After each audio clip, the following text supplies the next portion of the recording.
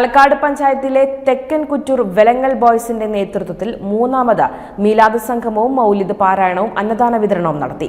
രാവിലെ 10 മണിക്ക് ആരംഭിച്ച മൗലിദ് പാരായണത്തിന് സ്ഥലം ഖത്തീബ് നേതൃത്വം നൽകി.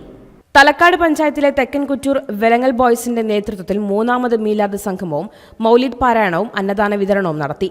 രാവിലെ 10 മണിക്ക് ആരംഭിച്ച മൗലിദ് പാരായണത്തിന് സ്ഥലം ഖത്തീബ് നേതൃത്വം നൽകി.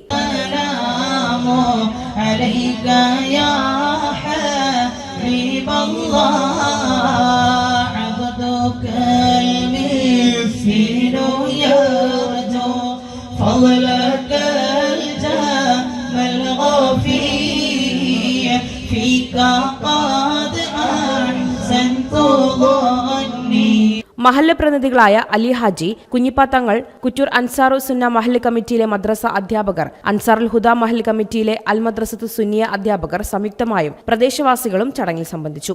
മൗലിദ് പാരായണത്തിന് ശേഷം വെലങ്ങൽ ബോയ്സിന്റെ പ്രവർത്തകർ ഭക്ഷണപ്പൊതികൾ ഓരോ വീടുകളിലെത്തിച്ചു നൽകി.